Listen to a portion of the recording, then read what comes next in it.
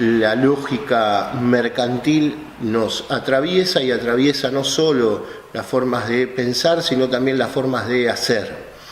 Y en este sentido es que les proponemos, en el marco de este módulo, la lectura de dos textos que nos resultan significativos.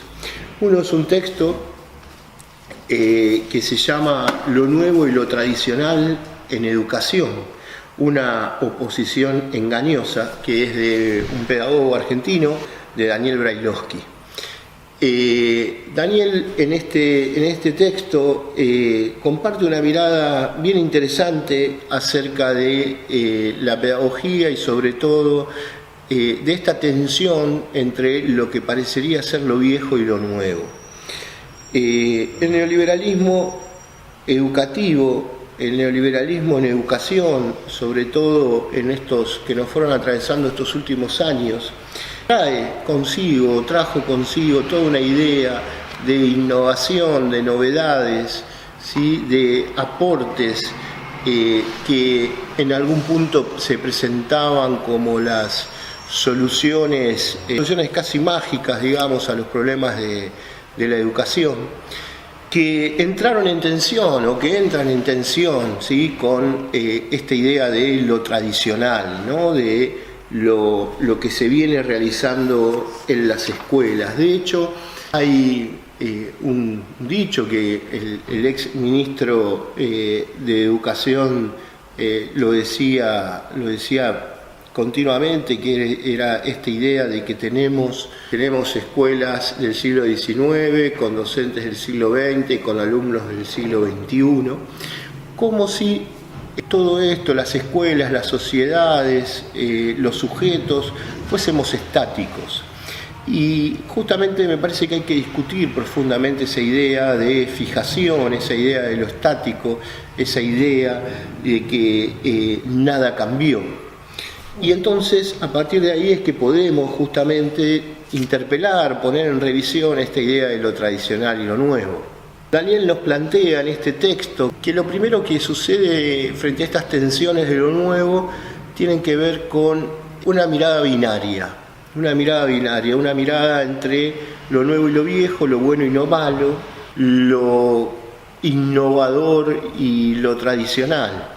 Y la realidad que todos sabemos que la vida, la educación, las instituciones son mucho más complejas que las miradas binarias, que las miradas binarias lo que hacen son encasillar, que las miradas binarias lo que hacen son estigmatizar, pero sobre todo reducir, ¿no?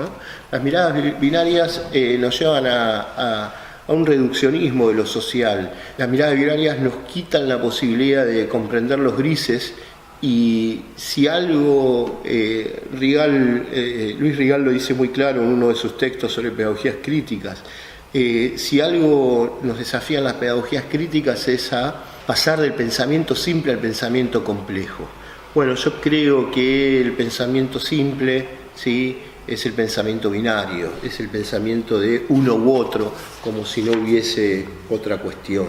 Y que el desafío que tenemos es avanzar, ¿sí?, en nuestras aulas, con nuestros alumnos, desafiar el pensamiento binario en todas las instancias y ayudarlos a construir un pensamiento complejo que se compone de múltiples variables. Y en ese sentido, Daniel lo que hace en este texto también es hacer un recorrido desde el escalonavismo, pasando por diferentes expresiones de pedagogías a lo largo de la historia argentina, pedagogías que se presentaban en diferentes instancias como lo nuevo.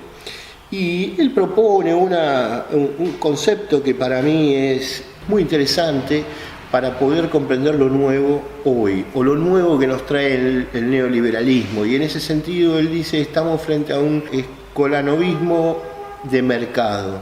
Y esta nueva escuela de mercado, lo que nos trae o nos presenta como innovación, sobre todo son dos cuestiones que vienen entrelazadas, dos cuestiones que vienen imbricadas entre sí y que tienen que ver con las neurociencias y las emociones. Las neurociencias como aquello que nos viene a traer la solución de los aprendizajes, en los aprendizajes, y las emociones también como aquello que hay que autogestionar.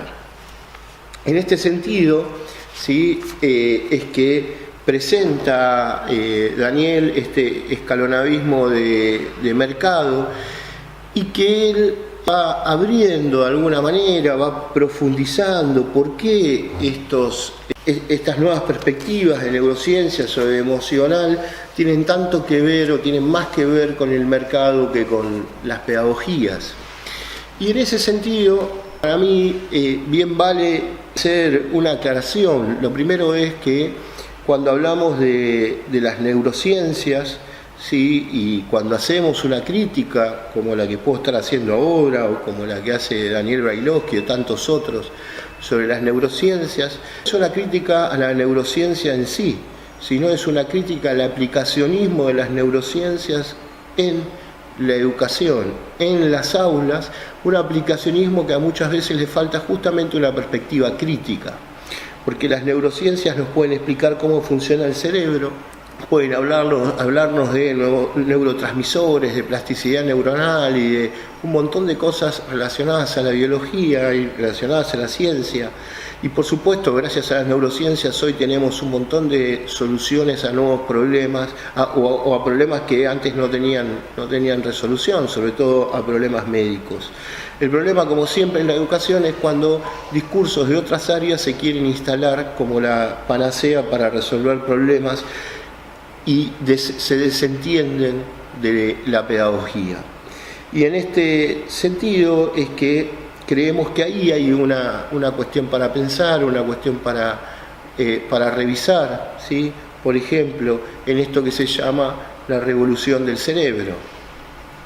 Una revolución que, entre otras cosas, lo que hace es fragmentar al sujeto, es decir, otra vez nosotros venimos de un sistema educativo con un origen biomédico muy fuerte, porque como ustedes saben, Ramos Mejía fue quien fue la primera autoridad de nuestro sistema educativo argentino, era médico. No les voy a hacer acá un reconto de la historia de nuestro sistema educativo, pero sí nace con esa impronta y hoy parece nuevamente recuperarla a partir de todo este trabajo y toda esta cuestión de las neurociencias. También Daniel Brailovsky la llama neuropedagogías, ¿no? o esta revolución de neuropedagogía, que por otra parte se preocupa mucho para demostrar o para poder explicar cómo se aprende, pero aporta poco en términos de enseñanza.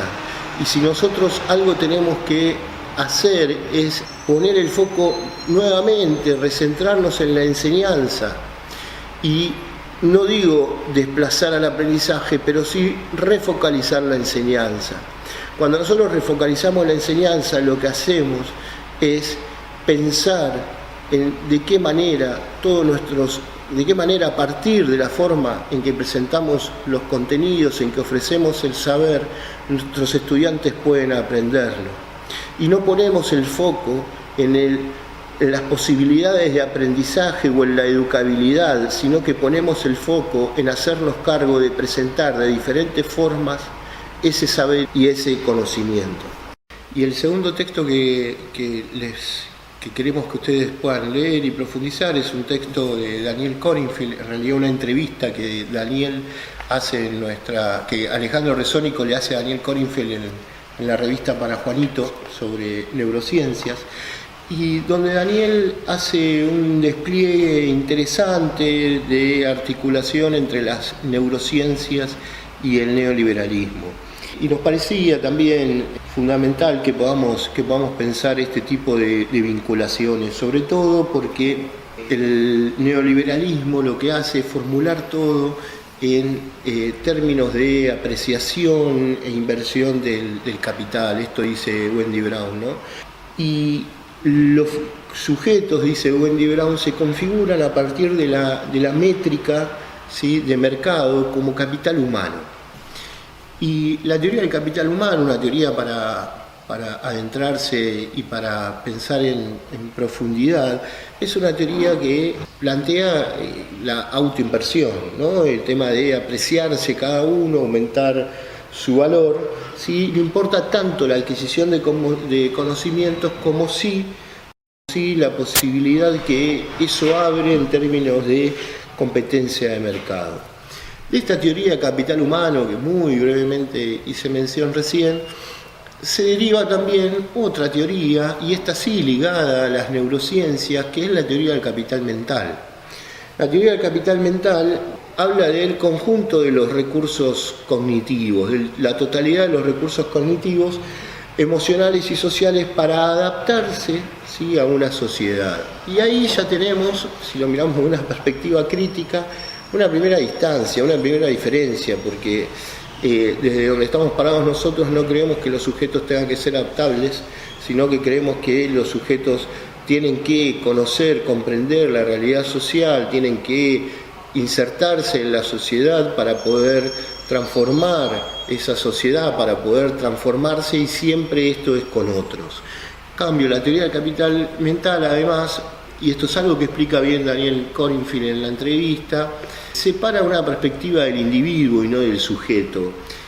Y acá hay también una diferencia interesante, porque las subjetividades siempre son entramadas, las subjetividades siempre se construyen en relación con otros. Por eso supera esta idea de individuo, donde el individuo es parte de todo lo auto, ¿sí?, de las autogestiones, de la autoinversión, de autoemoción. Bueno, todo lo auto y todo lo que tiene que ver con lo individual es esta perspectiva que nos viene a traer el neoliberalismo por sobre una perspectiva de lo colectivo.